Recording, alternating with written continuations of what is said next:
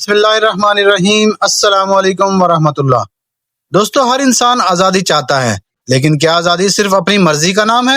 یہ حقیقی آزادی وہ ہے جو انسان کو ہر جھوٹی غلامی سے آزاد کر کے صرف اپنے رب کا پسندیدہ بندہ بنا دے۔ آئیے قرآن و سنت کی روشنی میں جانتے ہیں اسلام کے نزدیک حقیقی آزادی کا اصل مطلب کیا ہے۔ دنیا کا ہر انسان آزادی چاہتا ہے، آزادی سے جینا، آزادی سے بولنا، آزادی سے فیصلے کرنا، لیکن کیا یہی حقیقی آزادی ہے؟ اگر انسان اپنی خواہشات، اپنے غصے، اپنے نفس یا دنیا کی محبت کا غلام بن جائے تو کیا وہ واقعی آزاد کہلائے گا؟ اسلام اس سوال کا ایسا جواب دیتا ہے جو ہماری آزادی کے تصور کو ہی بدل دیتا ہے۔ آج کی اس ڈاکیومنٹری میں ہم جانیں گے کہ اسلام کے نزدیک حقیقی آزادی کیا ہے۔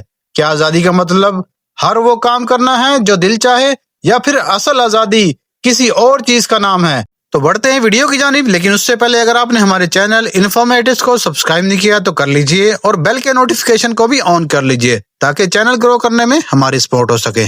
دوستو، اللہ تعالیٰ نے انسان کو عزت اور اختیار کے ساتھ پیدا کیا ہے۔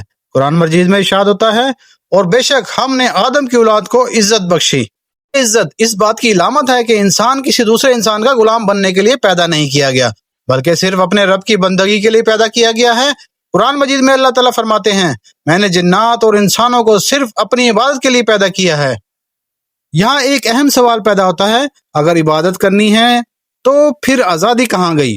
اسلام اس کا جواب دیتا ہے کہ انسان کبھی بھی مکمل طور پر آزاد نہیں ہوتا۔ اگر وہ اللہ کا بندہ نہیں بنتا تو وہ لازماً کسی اور چیز کا غلام بن جاتا ہے، کبھی خواہشات کا، کبھی دولت کا، کبھی شہرت کا، کبھی طاقت کا، اور کبھی لوگوں کی رائے کا۔ آج کی دنیا انسان کو یہ سکھاتی ہے کہ جو دل چاہے کرو، یہی آزادی ہے، لیکن اسلام پوچھتا ہے، اگر تم اپنے غصے پر قابو نہیں رکھ سکتے، اگر تم اپنی خواہشات کے غلام ہو، اور اگر تم گناہ چھوڑنا چاہتے ہو مگر چھوڑ نہیں سکتے، تو کیا تم واقعی آزاد ہو؟ رسول اللہ صلی اللہ علیہ وسلم نے فرمایا، طاقتور وہ نہیں جو کشتی میں دوسرے کو گرا دے، بلکہ طاقتور وہ ہے جو غصے کے وقت اپنے آپ پر قابو پا لے۔ یہ حدیث ہمیں بتاتی ہے کہ اصل طاقت اور اصل آزادی نفس پر قابو پانے میں ہے۔ اسلام انسان کو صرف جسمانی آزادی نہیں دیتا بلکہ روحانی آزادی بھی عطا کرتا ہے۔ ایک مسلمان صرف اللہ سے ڈرتا ہے، وہ کسی بادشاہ، کسی حکومت، کسی دولت مند یا کسی طاقتور انسان کے سامنے اپنا ایمان نہیں بیچتا۔ اس لیے حضرت عمر بن خطاب رضی اللہ تعالیٰ عنہ کا وہ مشہور جملہ آج بھی تاریخ میں گونجتا ہے، تم نے لوگوں کو کب سے غلام بنا لیا جبکہ ان کی ماں نے انہیں آزاد پیدا کیا تھا۔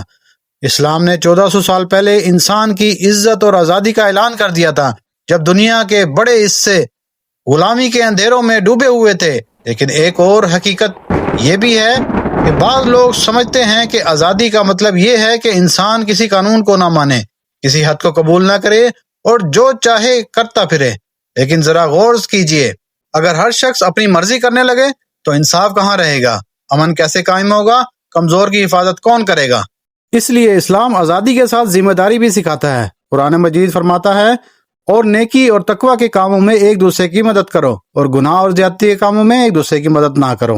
اسلام کی آزادی دوسروں کے حقوق پامال کرنے کی اجازت نہیں دیتی۔ حقیقی آزادی یہ نہیں کہ انسان ہر خواہش پوری کرے، بلکہ حقیقی آزادی یہ ہے کہ انسان اپنی خواہشات پر حکومت کرے۔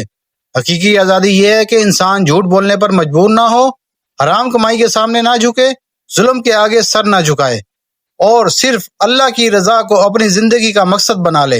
یہی وجہ ہے کہ صحابہ کرام رضوان اللہ تعالیٰ علیہم اجمعین دنیا کے طاقتور ترین لوگوں کے سامنے بھی حق بات کہنے سے نہیں ڈرتے تھے، کیونکہ ان کے دل صرف اللہ سے وابستہ تھے۔